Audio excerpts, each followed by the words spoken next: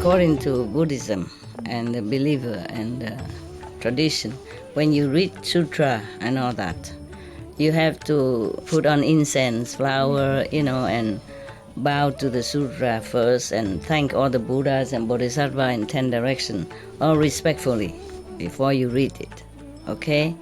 And then you cover the sutra also with silk, beautiful cloth, and I just make it more popular. Yeah, more easy, simple. And I apologize to all the Buddha. I say if I done something wrong, according to the tradition, my heart is full of respect. It's just that I cannot always do that. So please, all the sin, whatever I've done wrong, is all on me. At least other people, they hear the names of the Buddha, according to the sutta, they will get benefit. Yes.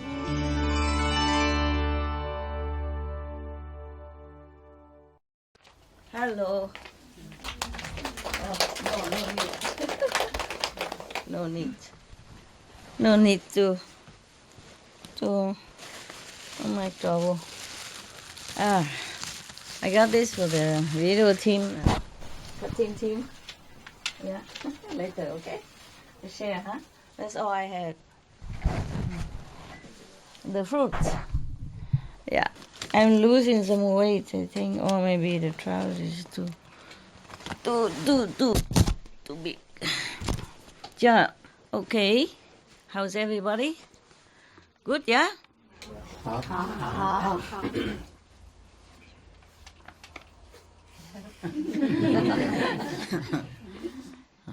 Still very little men, huh? Only woman, huh? They always say, "Let me go, honey," and then all the men have to stay home. Yeah? Washing dishes, watching babies, and all the women come here and sit long time. Right? Huh? 你们女孩子, how come your husband let you go? 撒娇 huh? 啊？你们先生没讲什么啊？ Your husband don't say anything? No? No husband? What? 听不懂哈? Okay. Because always a lot of women came. Nah? Men very little. Why? You kung fu him or something?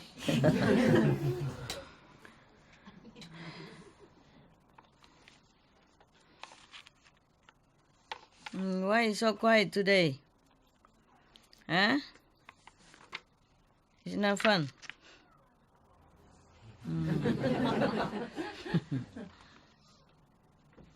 Okay. I don't have too many story anymore from this book. We have some story about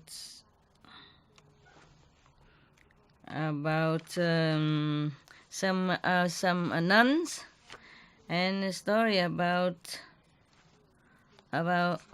what's all this here? About somebody who making a lot of offering and has good merit. Which one you like to hear? Story of the nuns? Follow the Buddha? Or the story of another offering? None? Yes. Good. Let's do that. I don't have monk story for you guys today. Okay. Okay. Yeah. Very good. Well, you like to hear monk story? Do you men? Huh? You men would like to hear monk story? Yes? Just. Don't have. Sorry.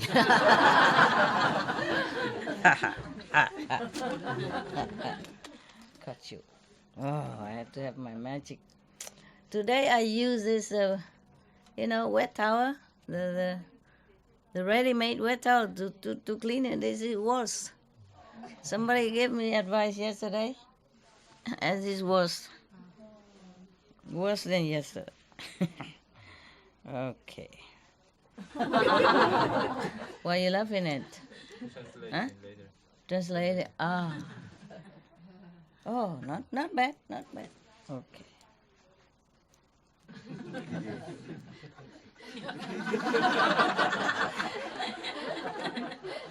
So I don't need to say anything. You just wait for translation and you laugh anyway.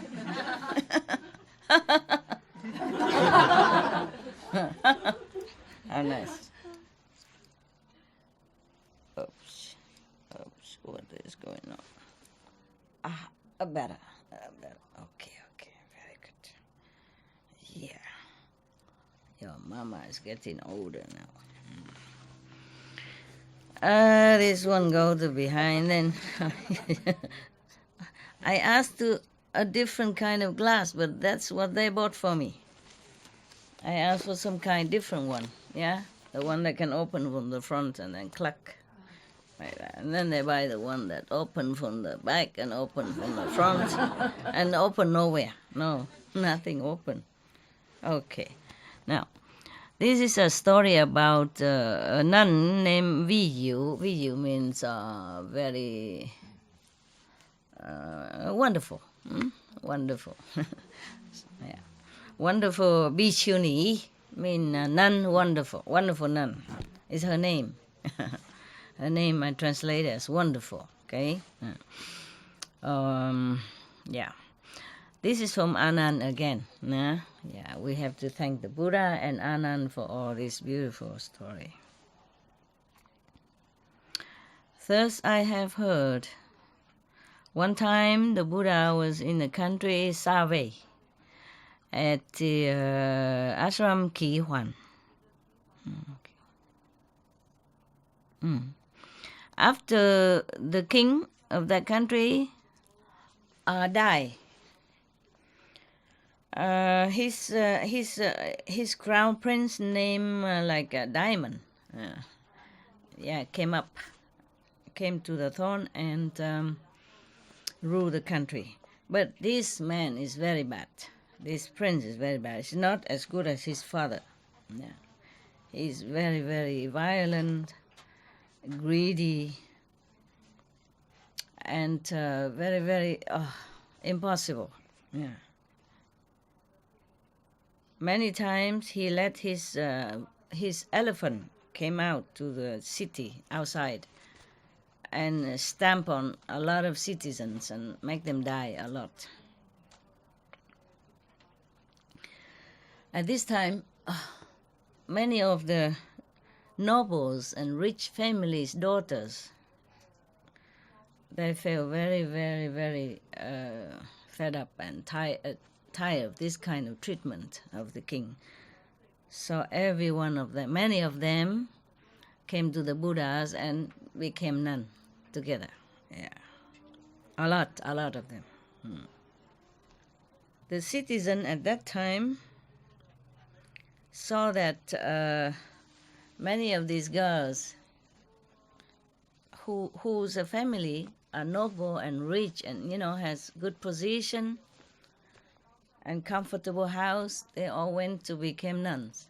Yeah, either some of them they like, or some of them they respect because of such a good family's daughters. Yeah, and they forsake everything just to become a renunciate. So many citizens, they came and make offering a lot, to them. One time, they talked to each other like this.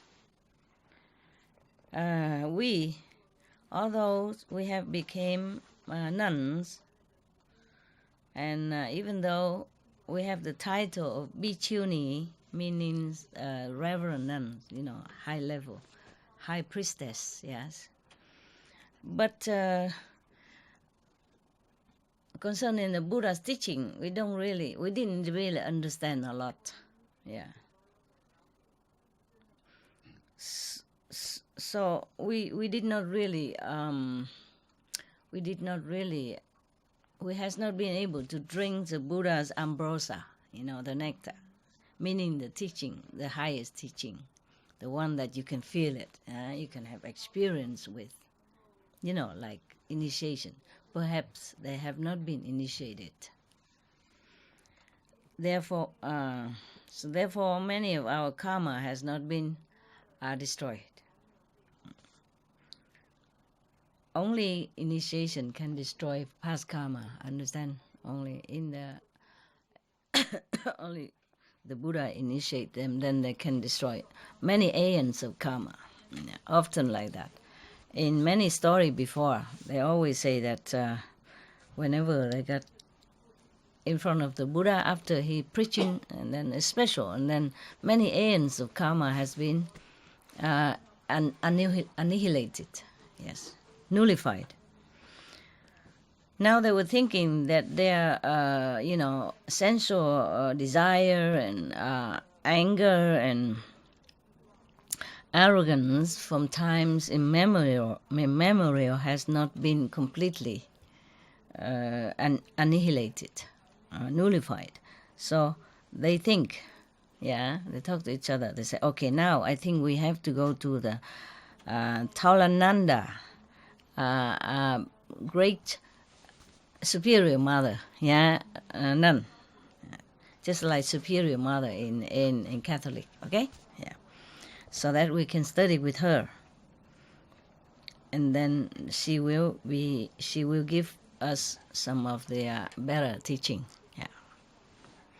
For example, like the 8 kind of respect.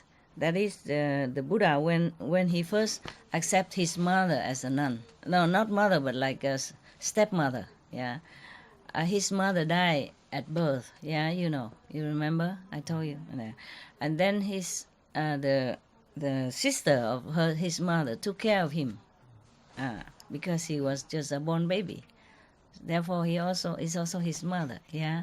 And then after the Buddha became Buddha and have many monks and monks follow him already and lay people follow him already, she also came and Rahula also became a monk. Rahula is his son, his only son, also became a monk. So she also came to ask the Buddha to become a nun. Yeah, but at that time there was no nun anywhere. And then the Buddha said, cannot. Mostly the renunciate order is only for monks. It's not convenient for women to become monks with them. There was no such thing before. Yeah, okay.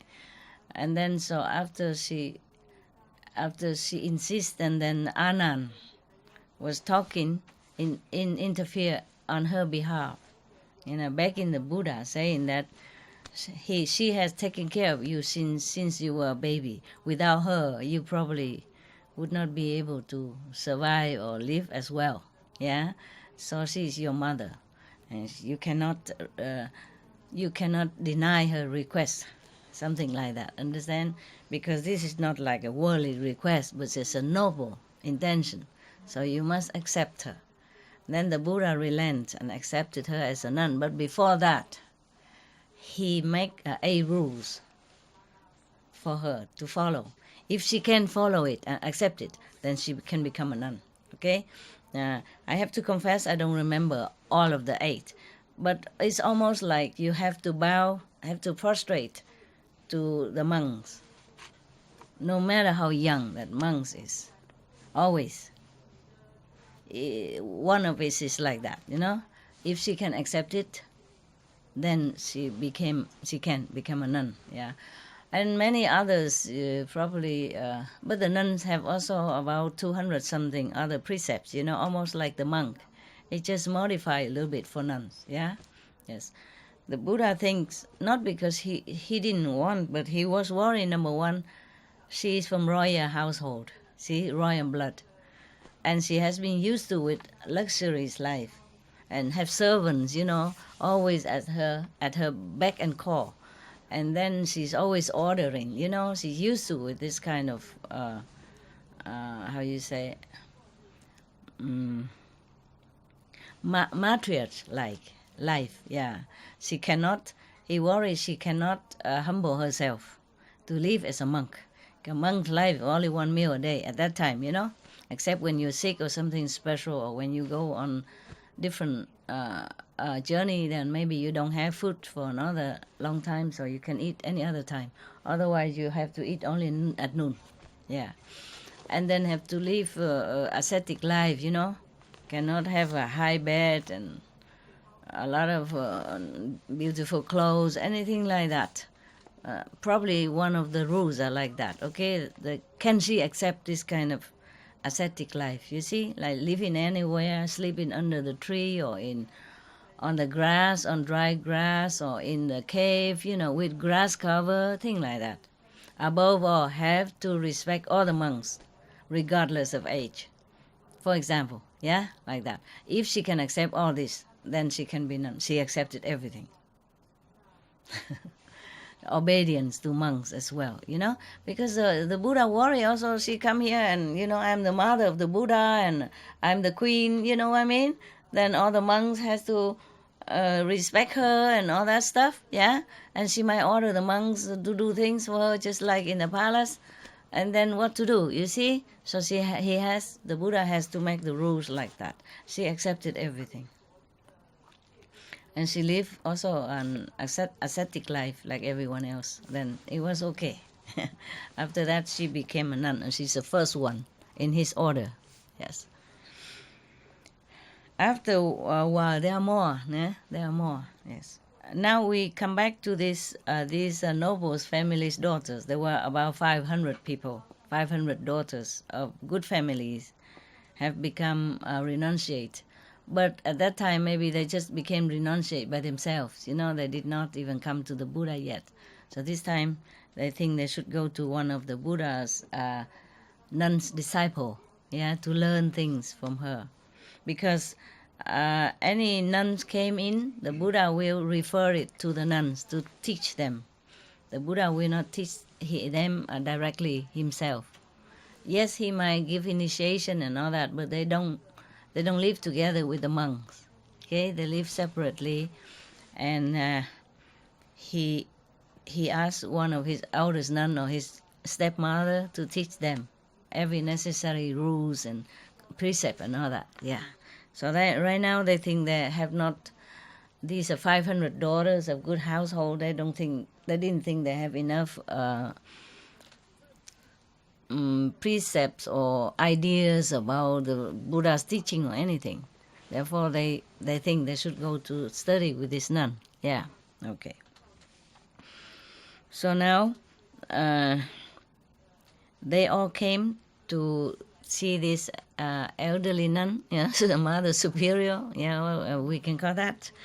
And they prostrated in front of her and requested, saying, respected Reverend Mother, we younger children, yes, do not know what kind of merit we have. That's in the past life. That in this lifetime we even have a fortune to know about the Buddha, and then can become even renunciates, and even became high priest, high nuns. But even though we have become a high priestess, we have not really understood a lot about Buddha's teaching. Yeah. So today, all of us, 500 young nuns, children come here, begging you to be merciful and give us some teaching, so that we can gain more merit, and receive the blessing from the Buddhas and from you. So the Tolananda Bhikkhuni, meaning the high priestess, they also Bhikkhuni, but she's the elder one, senior, She said to them, all of you have been born in a good, rich, noble families. Most of you came from a long line of noble lineage and rich lineage, but you never lacked anything in your life, and even in such a young age, in such a beautiful age like yourself, and then you wanted to become a nun. Why should you do that? Why would you do that? Shouldn't. Never mind. Don't do this. It's a wasting of your youth. It's useless. Just give me all this nuns drop and nuns bowls, back in bowl. Give it to me and go home. Yeah, marry, enjoy the life of comfort and luxury. Yeah. Why, it's a pity if you became a nun and stay in some of the, a remote area, have nobody to talk to, and loneliness, and it's like you bury yourself under cold ashes, wasting your life. Just go home. After all of them heard this high bhikkhuni told them like that, they feel very confused and desolated, and they were crying, and they prostrate to her and then left. And then when they went out, they talked to each other. They say, we are the ones who want to escape from these worldly bindings of marriage and sensual love, and and family life, and to escape from ignorance, to liberate ourselves from all kind of mundane bother, mundane trouble, and binding, and affliction, and all kind of trouble in this worldly life.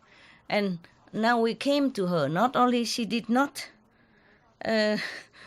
give us any good advice or any teaching, she even talked like that. Want to drag her back into the mud, where we don't want to stay, where we already feel that is nothing for us anymore. That's why we left. Look like she want to drag us back into the tiger's dens, on the mouth of the lions, to ruin our lives. Ruin our aspiration and ideal. I think this is no good. She want us to be life after life transmigrated in lowly level of consciousness and getting nowhere in the spiritual elevation or enlightenment. Okay, I think all of us should go to another bhikkhuni, another nun, another high priest. Her name is Vihu. I thought a wonderful nun. This is another one. And then we will beg her to help us, to save us. Okay, talked and done. They went there. They prostrate, flat on the ground, with utmost reverence, and tell her, reverence, great priestess, nuns, at home, we don't know what to practice. We are deep in ignorance, and we done many things that is not really virtuous or moral, nothing good for anyone or nothing good for us. And now, even though we have renounced our worldly life, but our heart inside, our mind, our heart is still feeling full of greed and, greedy for, or desires for sensual pleasure. And often, our sensual desire is still very strong. It just comes out of nowhere, and we cannot control. They're young, the hormone. The hormone is a trouble. But even then, at least they know how to run away from it, many people just run with it. Okay, they confess, they're confessing that even though they became a nun, but they have not been able to control their desires and all kind of stuff.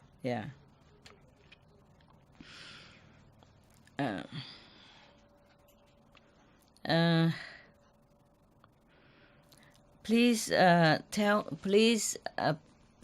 advise us something, teach us something, so that we can be able to control that. So that we'll be able to liberate ourselves from all this binding of the physical desire. So from this karma, karma of desire. So the bhikkhuni, wonderful, said to them, there were 3 lifetimes, the past, the present, and the future. Which one would you like to ask about?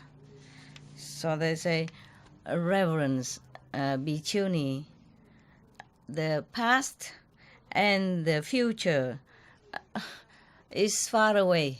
Yes, we don't dare to ask. We only want to ask about this present life. Like the karma that binding us in this kind of sexual desire, from the bodily longing for sensual pleasure, that is torturing us in this lifetime, that we could not control, that we don't even know where it comes from, and it's just kind of pressuring on us, oppressing us. Please tell us, is it bad or is it good? Is it beneficial or is it harmful to us? What kind of consequence it will bring us? Yeah, if we follow this kind of path of sensual desire. Yeah, and whether it will bring us any good benefit in the future or not.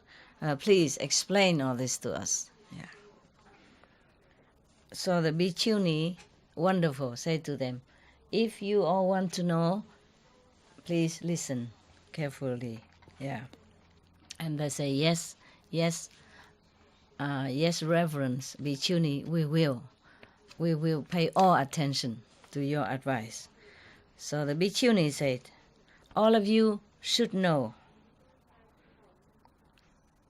Yeah.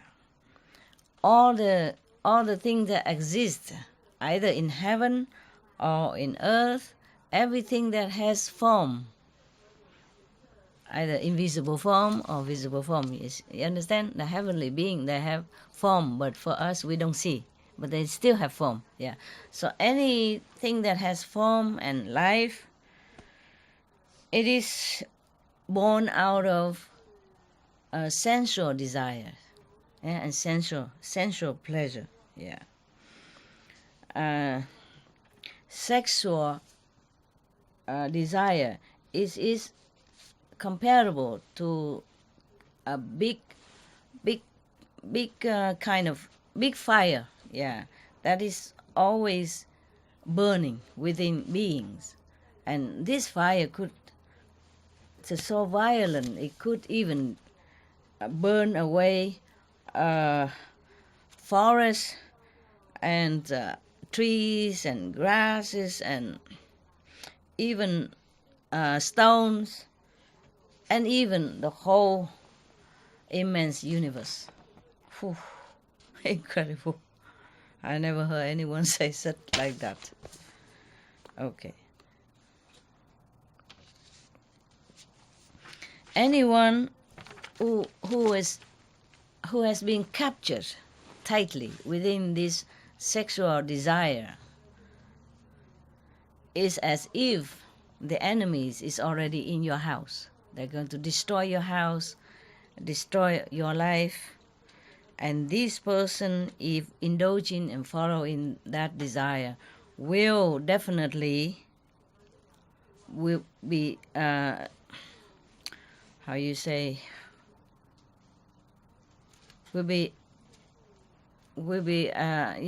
will be born, but exiled into this 3 wicked path.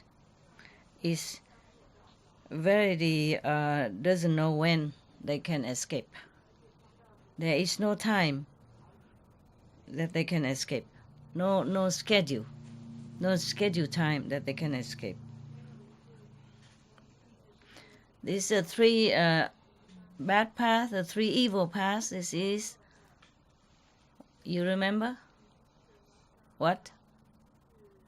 The hell, eh? And the ghost, and also animals. Yeah.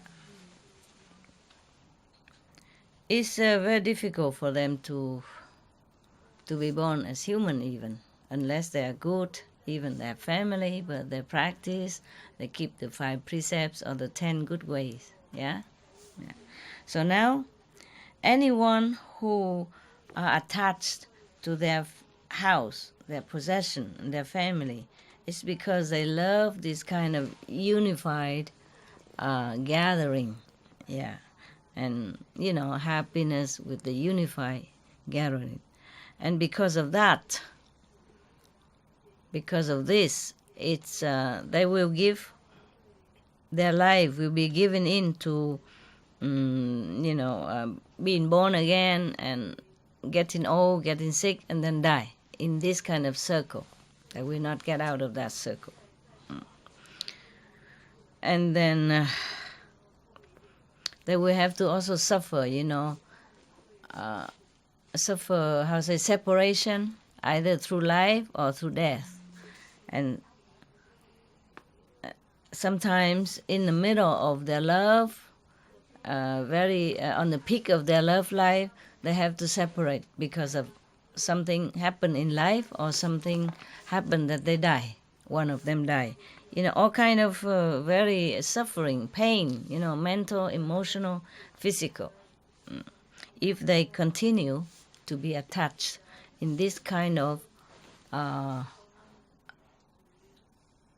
to be too attached in this kind of family and union, sensual pleasure. Yeah.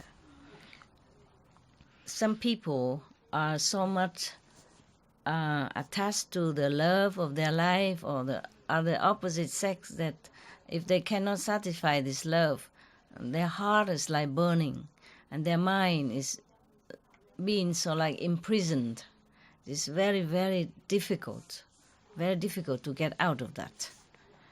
Like lovesick, Yeah, as if somebody binding their mind and tightening their heart and breaking their feeling and all kind of suffering.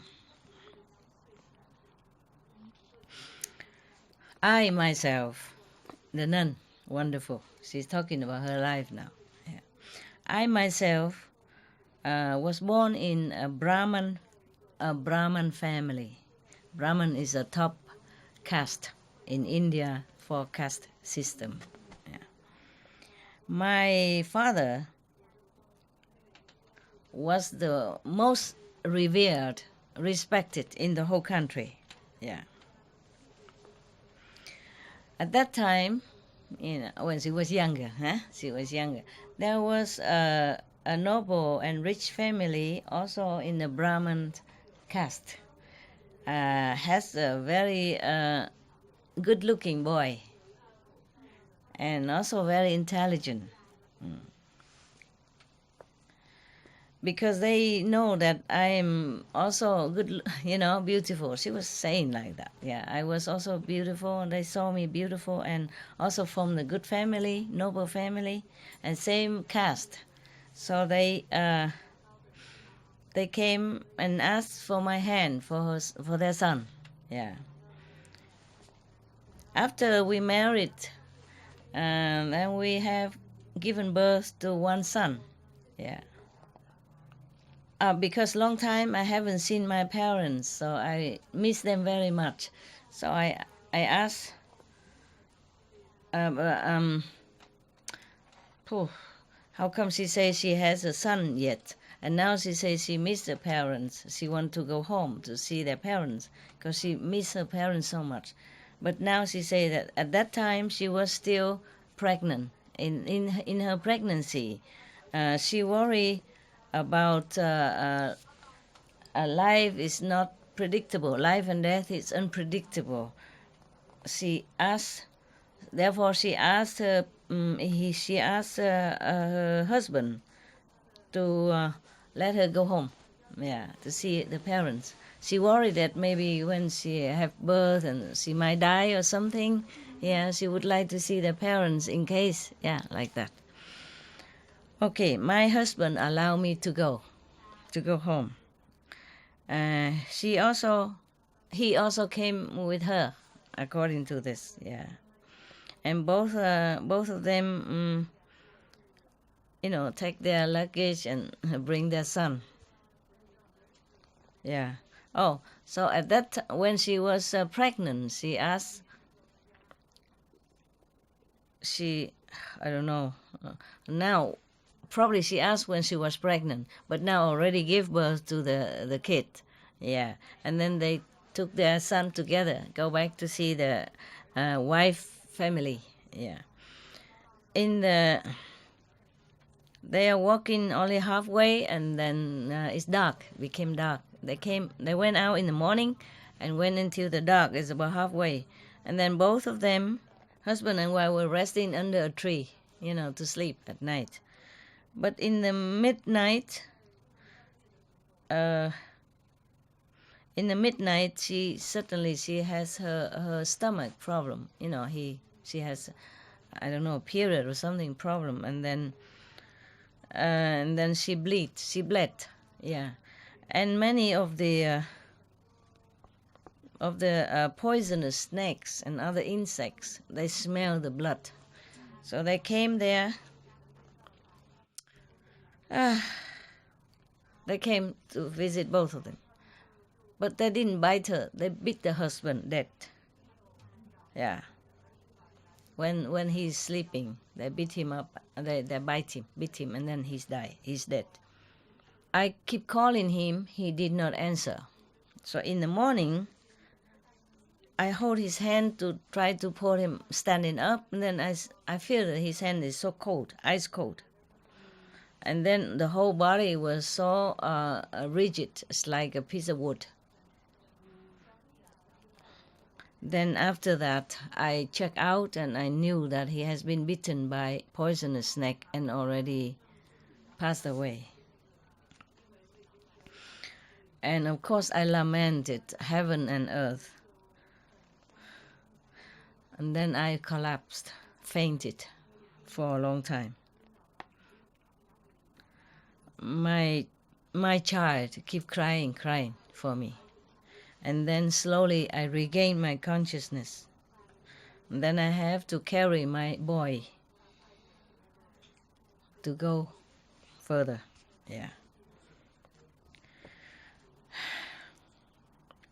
As I enter one of the very desolated street, there was a big river, but there's no, the water is not too deep. There's no boat. So,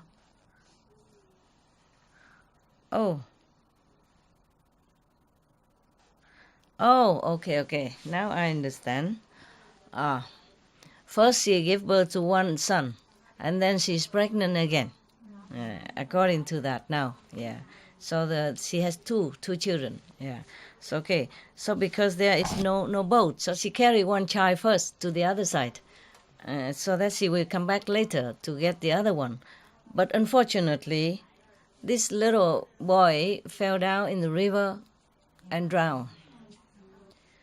And then I could not find my child. And when I returned to the other child, unfortunately the tiger already took him. What terrible misfortune, huh? Husband died, and then one child died, and then another child drowned like that. This is terrible life. But it could happen. It could happen to anybody. Today I watched the terrible news about refugees, particularly from Syria, And then there's another. There's one family. The husband went out to another country to become refugees, wanting to make a better life for their family, his family at home. But then, I don't know, his family somehow dead from the sea. Their body are washed to the shore. One baby, one little boy, 3 years old, his brother and the mother. And the husband has to go back to the city where they wanted to flee in order to bury 3 of them. And many refugees are, streaming into Europe right now. Many European countries are trying to cope with it. And they even walk, like in Hungary, the police tried to stop them and put them in I don't know why they stopped them. They were staying together in the train station. No food, no water, nothing. Just rely on some people, private, come and give them something. Then the police don't let them board the train to go to Austria or Germany. They want to go to Germany. They think German people will welcome them better. But the train will stop going. They don't let the train go. I don't know, for some reason. So they climb the barrier, that the police set up. They climb up with children and babies. They climb up and they go in on the highway. They're walking to Austria border. From Hungary to Austria border is about 150 kilometers, more or less, or more.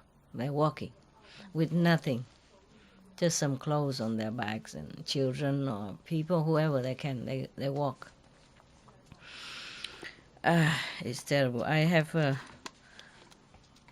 asked the FG to send some donation to some of the refugee center wherever they accept our donation. But I have not followed up whether they sent or not. Sometimes difficult, we send but people don't accept even. I don't know what have I done. My money is absolutely clean. I did not even harm a fly to earn my money. So I wonder why some organization don't take our money, even though they say they're desperately need for the help, to help the refugees and all that, Yeah.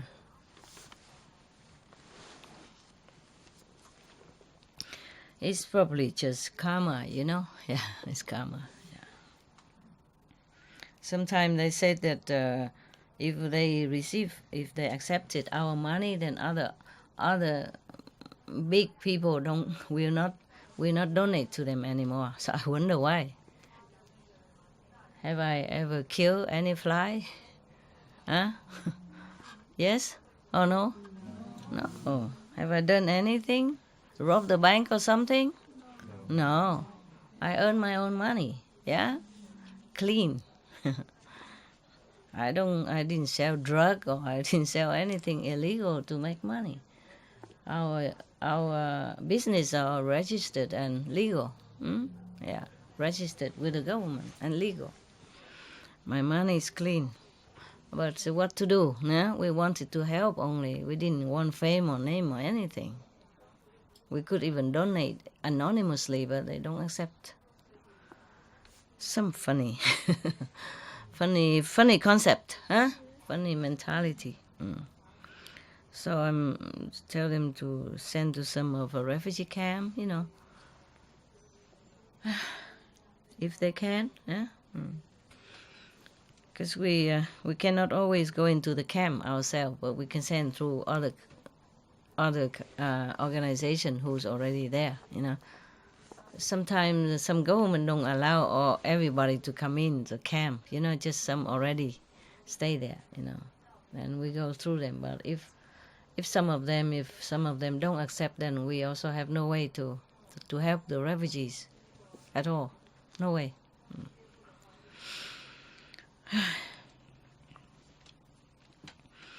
So now, okay. And when I went to the other side, the tigers already took my other son away. I only saw some drop of blood on the ground. I was beyond suffering, beyond pain, beyond sorrow. So I fainted for a long time, collapsed on the ground. Long time, and then I woke up, I became absolutely alone, lonely and confused, and lost all kind of orientation and thinking. I'm just walking, like a body without soul. Walking, walking. I didn't even know where I was walking, where I'm going. And then, after a few miles, I met one of my father's friends. Yeah, very good friend of my father. And he asked me, "Where have you been? How come you look so tattered and dirty and, unkempt like this?" So I told him everything, the story of my misfortune. I said that yesterday I and my husband want to visit my parents. And then my husband was bitten dead by the snakes. And then this morning I lost both of the children. One is drowned in the river. The other one is been eaten by tiger. I have no way to tell you my pain. "Oh, really, my God," he said. The best friend of my father's. "Oh, really? How pitiful. Yesterday your house has been in a fire accident. All of your family, your parents, your siblings, they're all being burned to death. There is no more pain, no more, nothing that can be more painful for you. Nothing really can be more painful for you." He was showing all his sympathy. After I heard that, as if thunder, as if the blissing thunders right next to my ears, I fainted again, collapsed on the ground for a long, long time. And then I keep lamenting and crying and lamenting and crying. Yeah. The man, feeling so sorry for me, he took me home and took care of me like his own daughter. After a while, my suffering pain, gradually decreased. In that vicinity, there was a man, also from Brahman family. He saw I'm beautiful, and asked somebody come to ask for my hand for him. Người mối mai là gì đó? Tiếng Anh nói là gì? Hả? The matchmaker. Yeah, he asked the matchmaker. Thank you. To come and ask for my hand. Okay, then I was also lonely and thinking this man also very good, from good family, and he looked good. So okay, I agree to marry. I closed my eyes and let fate decide it this time. Yeah. And I just trying to see how fate will fare me at this time. Okay. And then I was pregnant. Yeah. At that time, it's a labor time, the time of birth. In the middle of the night, I gave birth. Yeah. And then at that time, my husband went out after drinking and eating, or maybe playing cards somewhere, playing games somewhere, come back. And he knocking at the door. Because at that time I was in labor. I was giving birth at that time and painful. So at that time the birth, just occurred. I could not get out to open the door on time. He was very angry, broke the door, came in, and beat me up nonstop. I was praying and begging to him and say, "Husband, dear husband, I was having pain because of labor. I want to give birth. It's not like I'm lazy or not respecting you. Please, please. But then he was so angry that he killed the baby born, the just born baby. And then he forced her to eat this baby up. Oh God, what a terror. Oh my God. But he forced her, he beat her up until she has to do it. And then after that, she felt so terrible, so repentant. I'm sorry, I didn't know the story is so bad. Shall I continue? Or not? Yeah? Huh? Okay. She was feeling so remorseful and so disgusted with herself. She was thinking, what kind of unlucky life I have, that I have to meet this kind of how you say, violent and immoral and wicked person. Yeah.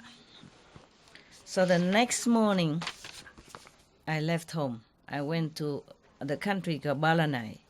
I was sitting outside the city wall, and there was one of the men here, one of the son of a noble family. His wife just died. Yeah. Every day he went out to visit the wife's tomb.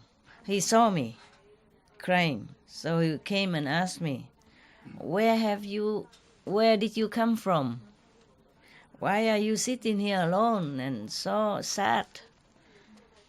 And then I told him everything about my life.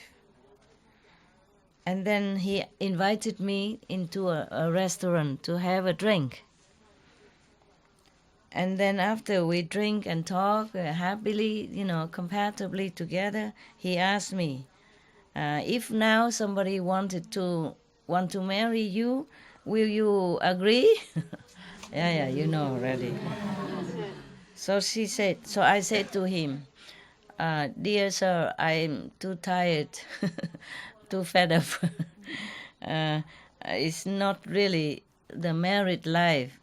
It's not much happiness in it. Even a little happiness is a short-lived. And afterwards, it's only suffering and non-stop. Yeah. It's very difficult to find a good-hearted man. Yeah, and then if I meet a wicked person again, it's even more suffering. So he asked me, so you want to live alone all your life now? Like that? Yeah. He said no. I said no. I not really desire to live alone. Just if I find somebody who is gentle, yeah, who is a gentleman and good heart, and then maybe and also have moral standard and also educated, then I probably will agree to marry him. Yeah. So he said, all right, miss. Okay, I'm not beating the bush any longer. I am the son of the noble family in this city. Yeah, the wife just died recently. I saw you a good woman. Yeah, very good-hearted woman. I would like to stay with you for 100 years, meaning marry you. Would you like? Yeah. So I saw him look like a gentle person, yeah, like a very good person. So I agree to marry him. Unfortunately, after 3 years, he caught some disease and died. Oh my God, what a life. At that time, in this country, if a man lost his wife, like to death, yeah, to death, then he can remarry. But if a wife lost her husband, if her husband died, then the wife must also die with the husband. So buried together in the same tomb. Understand? The wife have to die and be buried together in the same tomb. Oh my God. Buried alive. So therefore, I was also buried together with my husband alive in the same coffin, same tomb. But at that time, I wasn't dead yet. And then that night, there were a band of robbers came and dig in the coffin, the tomb and the coffin, to take the jewelries and all the things that bury with the dead people and then the leader of the robber band saw me beautiful and forced me to be his wife. Oh God! All right. Not long after, I think you can write the rest of the story. This robber leader, not long after, the government caught him and chopped his head. And of course, the subordinate, of the band, caught her and also buried together with the leader husband. Again, yeah. 3 days after, many tigers came because of the chopped head, There's a smell of the blood still there. So some of the tigers, this I explained it. They didn't explain it here, but I just tell you why. They came and dig out the tomb and tried to eat the flesh. Yeah. And they wanted to eat them, or eat her also. But then suddenly already is a daytime, and many people come walking by to go to the market. So they scare a lot of people, so they scare, they run away. Therefore, I try to dig the earth and get out. I did get out. But I sat there next to the tomb and cried again. My God, what a life, huh? Okay. She was crying to herself, thinking, I don't know what kind of terrible deeds I have done in the former life. That in this lifetime I had to encounter so many disaster, pain, sorrow, and suffering, thirst. Yeah. How many times I almost die and live again and come back and to life and die again and come back to life again. How terrible. And I observed that properly, hundreds, thousands, or millions other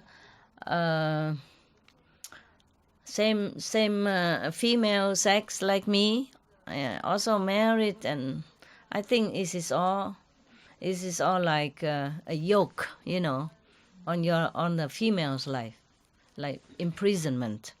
Yeah. Is only slavery, yeah, and making your life more and more ignorant and suffer, because we don't know a better life. We don't recognize a more noble way of life, a better path to go. We do not know how to step up onto the true path to liberation, and the true path to know the reality, the another higher than this physical life, so that we will not be able to be free from this mundane prison. Yeah. It is because of the ignorance and all kind of sensual desires that make us slave, lead us into slavery. Yeah. And when you already realize that this terrible truth of human life, of being a housewife life, then it's too late. As if we are always being being dragged again and again into this kind of into the kind of traps of sensual pleasure and greed and lust for fame, and fortune and happiness, which is a delusion, delusive and elusive happiness. Yeah. Therefore, we will have been and will be always transmigrating into this circle of life and death and suffering forever. Yeah. Now I just suddenly remember when she was crying like that. Then she suddenly remembered that one time there was a person from the family of Shaka, the Buddha. Yeah. He has become a monk, renounced the world to practice the truth, and now he has already attained Buddhahood. Okay, I think now I should go to him to take refuge in him so that I can escape suffering. Yeah. So I got up, keep walking, but my body is full of pain, and my stomach is also very, very hungry and thirsty, and it's a long, long way to where the Buddha is, and it was a very dangerous way, dangerous journey for a woman alone, hungry, thirsty. But I do not mind. I did not mind. I was determined to go to find the Buddha, to liberate me, to help me. I keep walking and asking the way until I found myself. I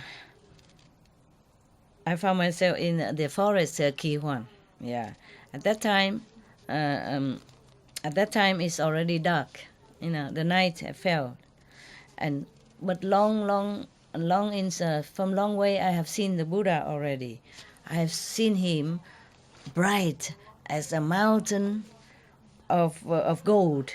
Yeah, a very dignified, very majestic, but full of compassion and mercy.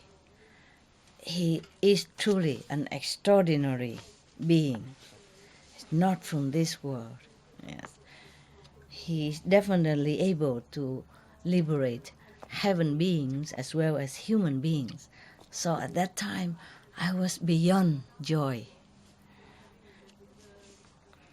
and I knelt down, on the road, and looking toward his direction, and pray to be liberated. And then the Buddha came to me. At that time, I was kneeling on the ground. My body has nothing to cover. I feel so ashamed. I have to try to cover myself with my hands. Yeah. The Buddha asked NUN, a reverend, to bring me a clothes to wear, a piece of a clothes. And then I went to the Buddha and prostrate at his feet, and then tell him everything about my life up to now, and beg him to let me become his NUN disciple. Yeah. And then the Buddha asked NUN to bring me to the NUN great compassionate way. That's her name. I translate it like that, to teach me. Yeah. And then she give me the bhikkhuni, the nuns precepts, yeah, and make me become a priestess.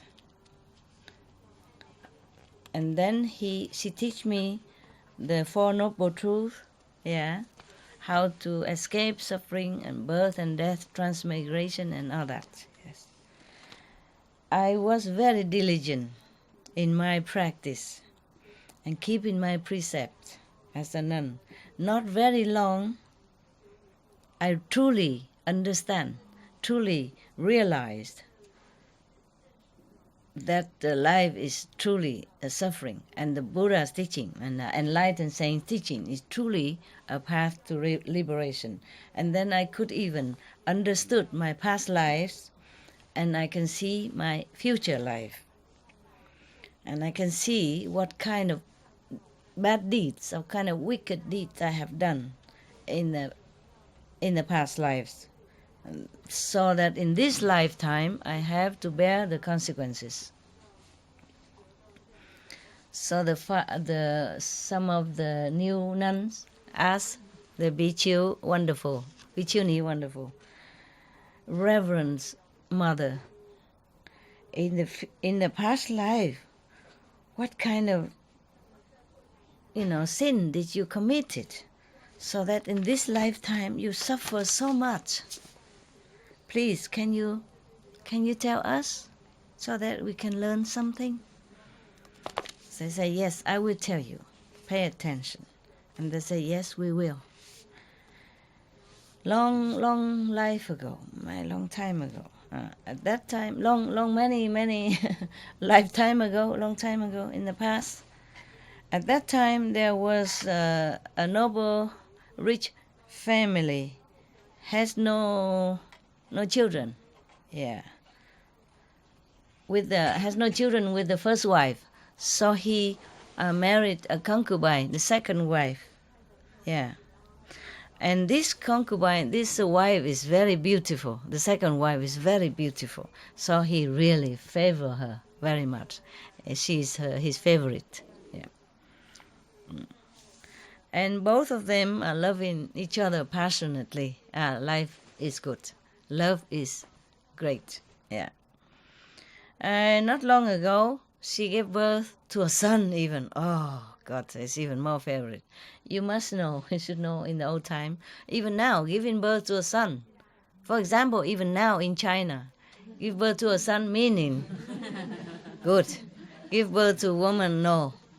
We are still second-class citizen, okay? Because men can carry the family's tradition and business and name, you see? So that means the family name will live longer, continue. But the woman born have to be married far away from home and take the name of the husband. And whatever children born, it will be the name of the stranger over there. Understand? Nothing to do with the white family anymore. For example, like that. Yeah.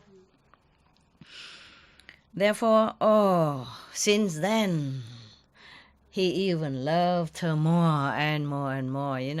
Anything she wants is immediately she gets. Yeah, like that. And then the first wife was thinking to herself,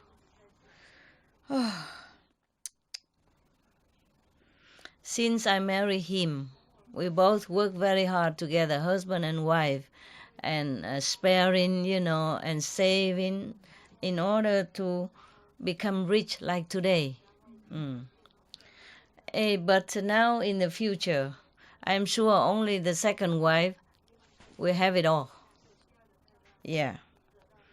It is so useless for me. I will have nothing. Wasted all my time and my youth. Now working hard for somebody else to enjoy. Yeah. I think it's better I kill her, the second wife. She was thinking like that. So she used a very long needle. Yeah, long needle. Wait until everybody sleeps. She came and thrust the needle in the baby's head and killed him. Not immediately, but after a few days, the baby died. Yeah. And of course, the second wife, crying day and night, non-stop. And then after a while, she was thinking, my son was not sick, nothing wrong with him. Suddenly, he died like that. I think it's the first wife killed him. And then she came and confronted the first wife and asked her, my son has done no harm to you. What sin has he done that you kill him like that? And of course, the first wife said, "What are you talking about? Huh? Why are you talking crazily like that? I swear, yeah, if I kill your son, then life after life, my husband will be bitten dead by snakes.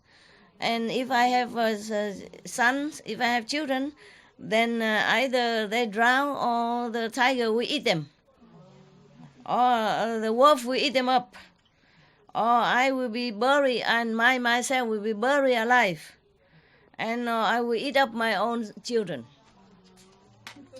And then all my family will be burned in fire to death."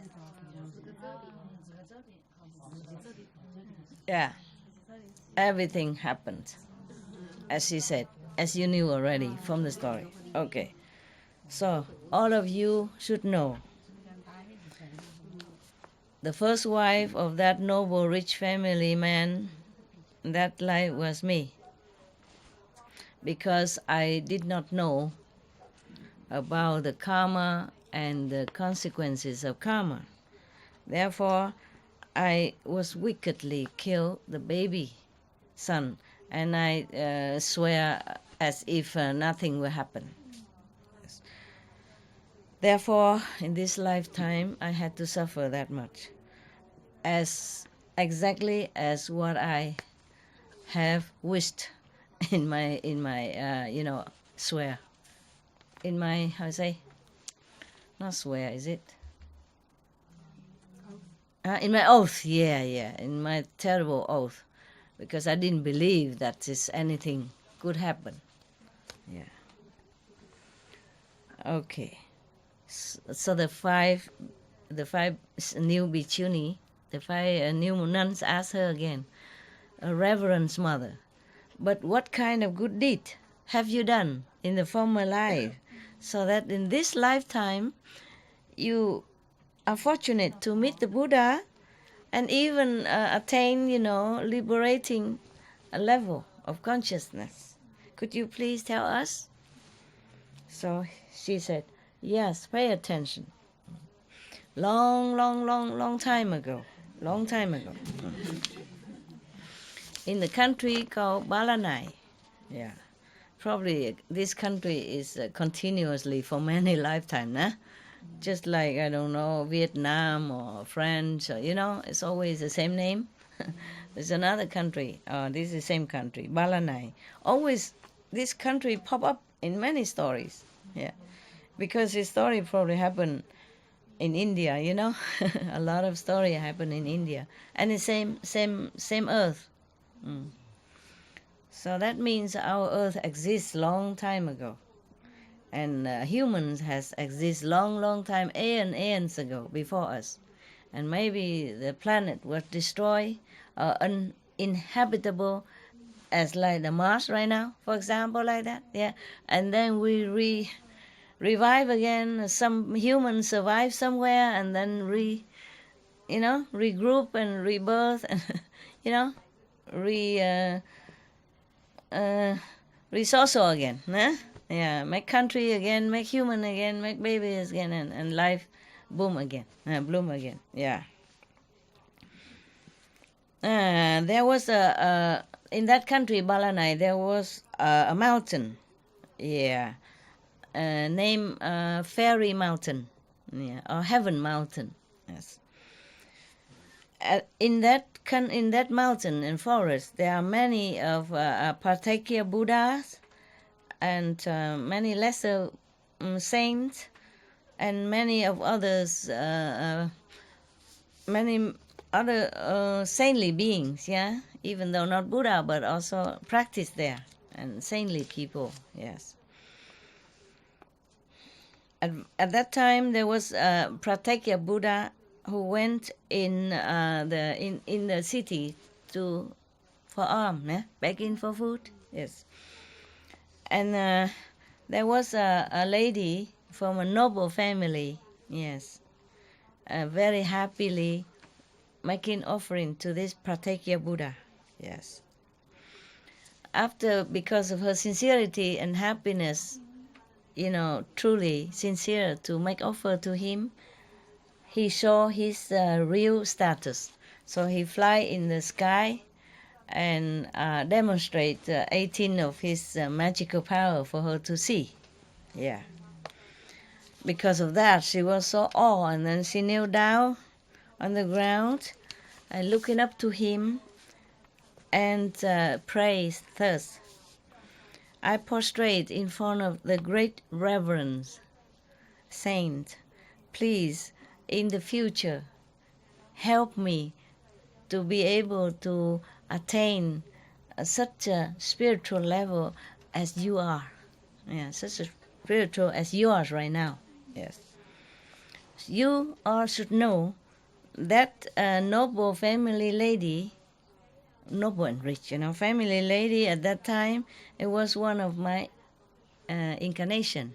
Yeah, because I was so sincere and respectfully make offering to this saintly beings, and then I vow, I pray to become, to attain a high spiritual level like he did.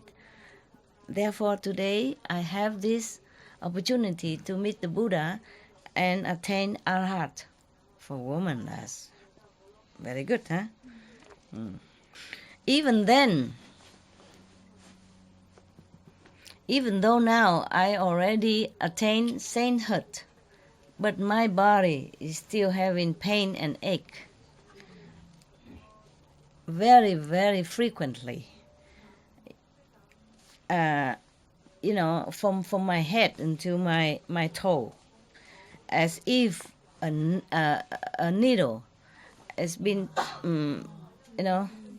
has been picked into my, thrust into my head, from my head to my foot.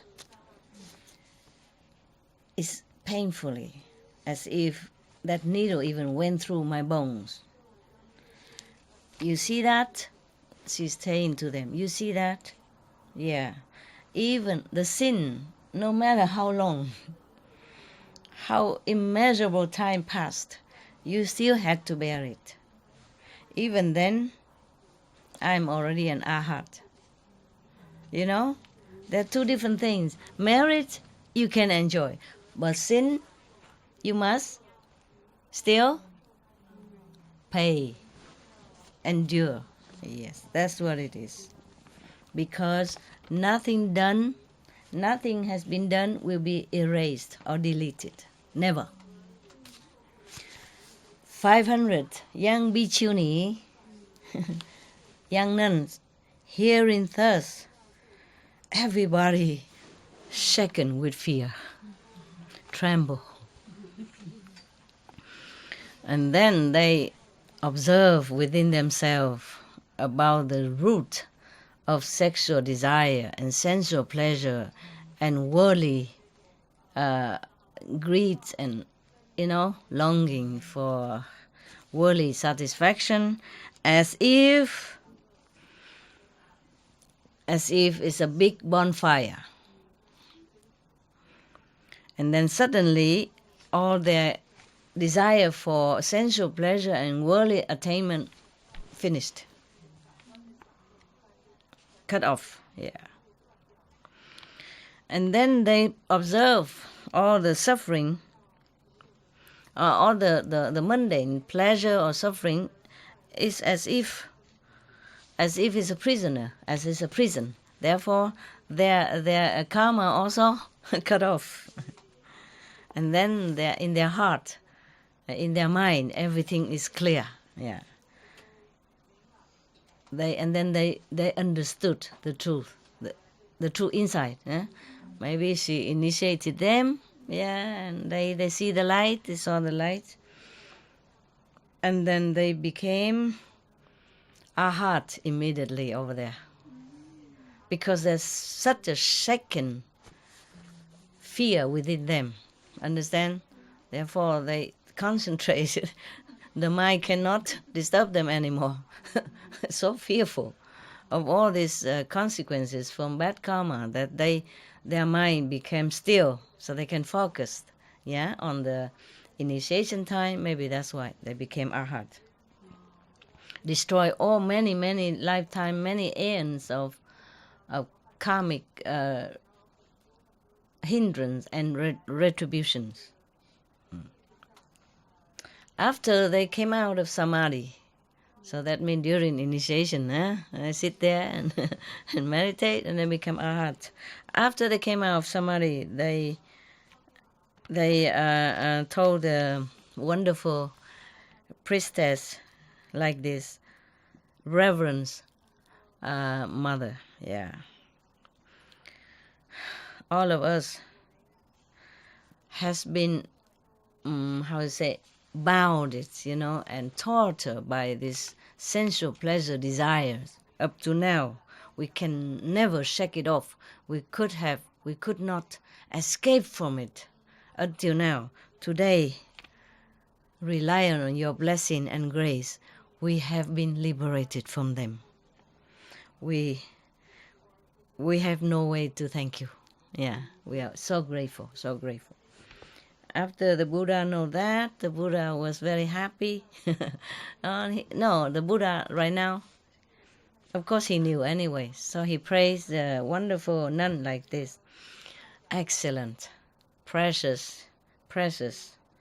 The nun, wonderful, could preach in such a way as, to benefit herself and then benefit others. Yeah, you are truly the disciples of the three times Buddha, meaning the past Buddhas, the present Buddha, and the future Buddha. That's a high price, very high praise, yeah. And then all these 500 nuns, new nuns, as well as all the assembly, bowed and went home. Not went home, but just, retreat. Probably they will stay with the nun, and everybody else went home. Okay? All right then, the story finished.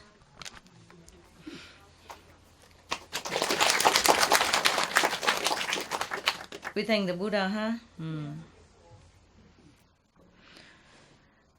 Wow. What a story, huh? You guys okay? Shaking with fear or not? No? Yes or no? Yes, huh? In the heart, huh? Feel shaky, huh? Yeah. Who wouldn't, huh? Yeah.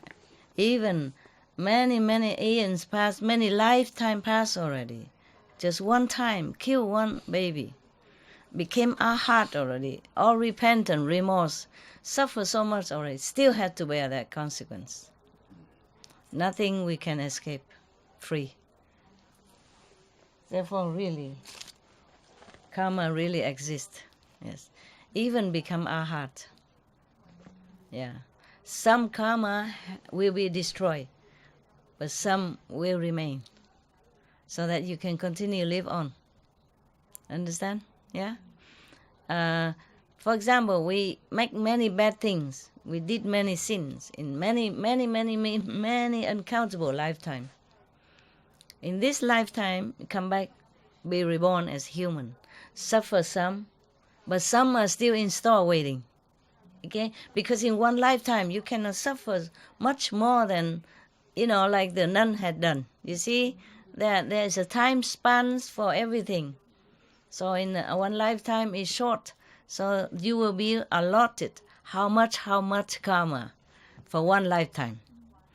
Then suppose you come back again, then there is a next stored karma will come for you. If without karma you cannot exist here, you're probably in heaven, okay? Or in hell, somewhere else. A different karma then. Huh? Therefore, the nun, luckily she came and took refuge in the Buddha, and she became arhat. And at the time that the Buddha accepted her and initiated her, he will destroy all the stored karma. Understand? So that she will not be born again to suffer any. Yeah. But even then, the fixed karma for this lifetime, she has to bear, even after become arhat already, because that's her fixed karma. Without this karma, she cannot live here. All of us, same, okay? Yeah, except the master, who has to borrow karma from everybody. Not borrow, but have to come to bear everybody else's karma. Therefore, the master will not suffer any karma, because all done, you know? The Buddha already had no more karma. Yeah, but he still had to suffer here and there because the karma of disciple. Understand? Yeah, all right. Okay then, huh? Good. Yeah. I don't know what kind of karma that I have. My knees so painful. Yeah, it's old age karma. Okay, get up, go walking. All right, huh? Any question concerning story, karma, merit, good deed, bad deed? No?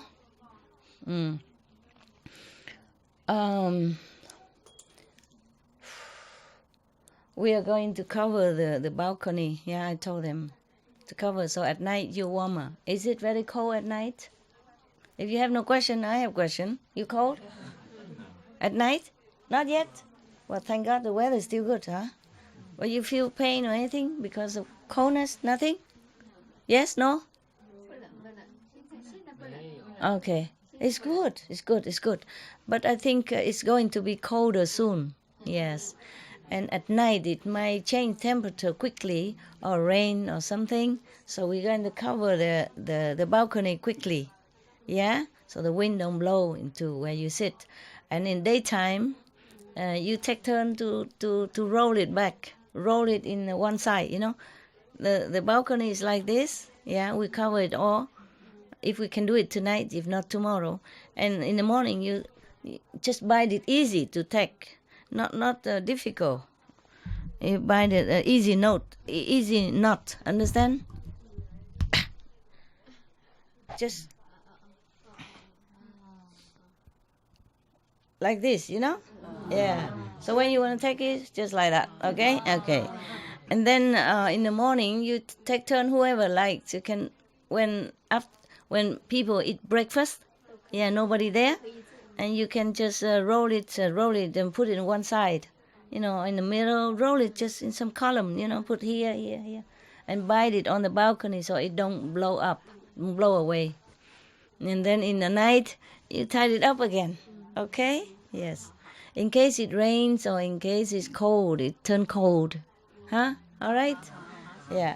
Number one, there's something, the water here is precious.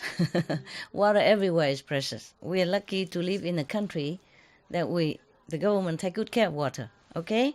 So we also have to save it, okay? We use it sparingly, okay? When you go toilet and anything, use sparingly. If you wash your hand and wash in the bucket, and then so that when it enough, you can put in toilet, you know. Yeah. If it's a small business, then you put little water, or no need, and then later, if it's big business, then you throw a big bucket inside. Okay, so don't keep flushing. Yeah, because the water even it's not about money or anything. It's more about environment. Okay, and convenience for everybody. If we use a lot of water, then it become more expensive for poorer people. Same with electricity. Understand? The more we use, the more expensive. Yeah. Other poor people, or maybe don't have enough for poor people. Understand? So we just save everything at home also, not just here. Yeah. So that everybody has a good share of water, electricity, and necessities. You understand now? Yeah. If you don't use any light anywhere, then you turn it off for me. Okay? Standby light, when not necessary, turn it off. At home also. I do the same. Sometimes like something like a telephone, yeah, like a telephone, for example, and you plug it in. After a while, it's fully charged. Then you turn off the standby light. Television also, because like television, it has standby light. You see, So if you have a standby light, you turn it off, so the standby light don't light up the whole night. But there's something you don't need to turn off, like the refrigerator, and they're not the thing without the standby light. Then you don't have to put it in standby light to turn off. Put on normal light, normal plug, normal socket, so that the standby light don't light up the whole night, the whole day, and it will cost electricity. Understand? Because if you turn off the whole standby in the house, you save at least 10% of the bill. Okay? And also, the water, there is a filter water in near the kitchen. There's a big machine there. You use it, okay? You ask where it is to use, okay? You don't just drink straight from the tap. Even though the water in here is very good. But just to be sure, okay? Drink filter water or drink the cooked tea. Understand? Filter water and cooked tea, okay? If you want to drink water, just cook the water. There are some kettle there for you to boil the water to cook, okay? And you just boil enough for use only, okay? And other people will also boil the same. Otherwise, they come, they don't know that you boil water already. They think it's not boiled, so they boil again. The next person boil again and again, okay? Yes. We have to use the pump, different pumps to pump water from the city here. So we have to pump the water here. And a lot of people use every day, all the time. So the pump go kaput so quickly. Like these 2-3 days, we have to keep repairing it. Oh, and now buy new one. But even then, a new one, we also need to take care. So don't have to waste a lot of water. Because the more we use water, the more the pump has to work. The more the pump has to work, the more we have to repair or renew the pump.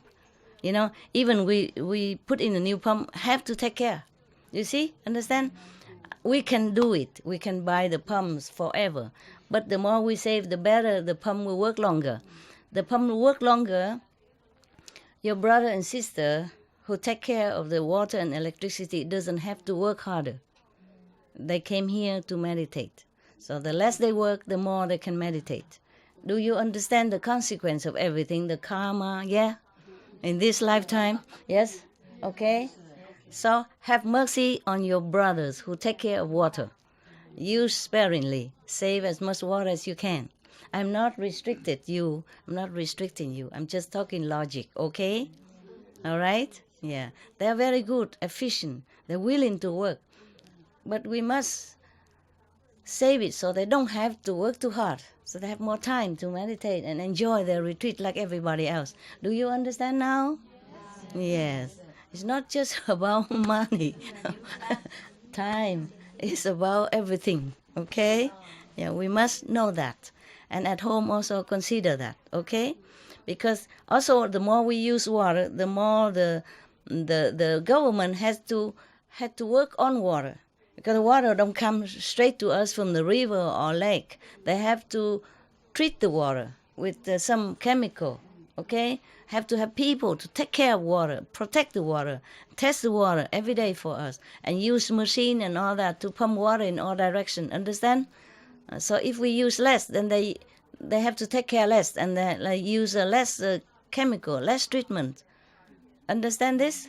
So everything connected with each other. Even if we can afford it. I can afford it. It's just we must be careful about how we use everything on this planet. Yeah? It's a common property, even though you pay for it. But water belongs to common property, belongs to everybody on this planet. Actually, it's like that. Just unfortunately, our world has not organized enough so that everybody has a good share of water. And because of water, many wars broke out, you know. Yeah, they sometimes they're warring with each other because they want to get the position where the water is. Yeah? And because not enough water, people have to go far away or have to fight for water as well. It's very important to have water, that's why. You see, I hope in the future that many governments, leaders will sit together and plan of the way how to distribute more water for different areas. You know, many people, many children have to drink unclean water or poison water because they have no choice. So here we have fortune to drink good water. Yes, we should be, treasuring it and, taking care of it as much as we can. Okay? That's all. Okay? Right. Yeah. Water, electricity is a fortune for us that we have. Many countries, many areas don't have electricity, don't have water. Remember that, okay? And even many refugees come, they're short of water, short of many things. We are very fortunate. So we try to treasure and take care, okay, huh? Everybody understand? Yeah, very good. I was just thinking I say something else, but I forgot. Oh. And you wash your hand in the sink, even you have the sink, but you put a bucket, small bucket, and so your water will come into the bucket. And then you bring it and put it into the big bucket or in the toilet bucket and put the empty bucket back under the sink faucet so that when whatever you wash, it go in there. And then we use it for different things, okay? The toilet or everything, yes. Especially summer, water sometimes is more shortage than usual. And nowadays, many of glaciers has melted. So the water is getting more and more precious all the time because of climate change as well. Understand, yeah? Yeah, okay. All right then. I wish you a good meditation night and a good rest, yeah? Okay? I also will come in and now meditate with you, and then I have to come out, take care of other business and take care of my dogs and my family. I'm responsible for them. Now they're older and not well, I have to take care also. But luckily I have some people also take care of the dogs. Otherwise I have no time to sit here with you. They're older, they need medicaments, they need feeding, they need taking care, go in and out and all that, cleaning. And so I'm also grateful that somebody taking care, okay? Yes, but even then I have other work to do, many work. So I come in and now I cannot sit with you all day, okay? I come sit whenever I can. I sit most of the time with you, many times, right? I come in and I sit, and then after a while I had to go do something.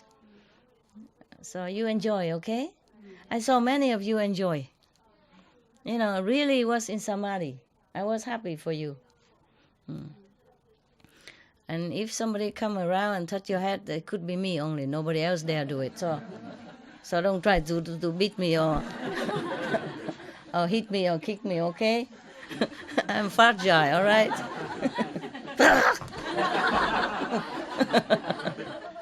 Don't kung fu me, huh?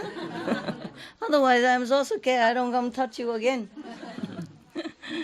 Yeah, you always want me to touch your head and your wisdom eye, then that's why I do it. So don't kick me, huh? I always try to be gentle, but I'm very gentle already. First I touch a little of the hair, and then I go down to the wisdom eye, but somebody still kung fu me now. Okay, it's okay. Huh? You're welcome. Okay, take care of each other, huh? The one who came earlier, they teach the new one how to go around, okay? All right. And don't try to stare at me whenever I go out. Be natural, okay? I know you like to see me, but I'm very uncomfortable. I always try to talk to somebody, and then somebody else want to jump in because I'm talking to that guy, so she also want to talk. I'm talking about work. Yeah, and if you interrupt, I might forget what I was saying. Okay? Or the person might not understand what I was saying, and then you'll be in trouble. Understand? Whatever I do here, I talk here, it's just for everybody, okay? Don't think I have any private conversation, nothing. Don't try to come in and have a look or stare at me. Very uncomfortable. Understand? Yeah. If I'm talking to somebody, don't try to jump in so he can talk to Master. I also can. Now. Don't be like that, okay? You all very big already. Big, older. Some older than me, some less older. You're not children anymore. Don't always ask for stuff. Give me. Give me blessed food. Give me this, give me that. I already blessed the cake. And still want me to give one by one. My God, imagine. Do I have time? I have to also take care of many things. Understand? For you here, I have to take care of more things. For you to sit here, understand? To sit here and meditate, well, I have to run around doing background job. Yeah? So don't keep asking for more. Whatever I can do, I do already. Don't think I don't know what you want. I know. But many of you are so childish. You want an extra, give it by the hand. Why? Huh? You don't have hand? Huh? You go take it yourself, okay? This is for the people who goes home. Everybody take one only, yeah? We don't have enough people to keep buying the whole supermarket, okay? Yeah, because people will keep coming, and we always have to do shopping. We don't have enough time and manpower. Understand this? We have people to buy, but they also have the limited time. And their physical body also need rest. They work all day already, everybody. Understand? The workers, the shoppers, they have to go out every day in the traffic to buy things for you. So whatever we have, be happy with it, okay? Don't ask for more, okay? They work very hard. Every day have to go out, do shopping for you, for us. You have to be thankful for whatever we have. Okay, huh?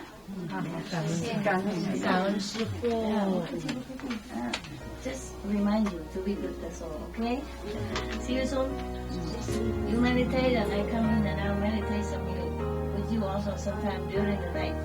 But of course you don't know it, you're too busy.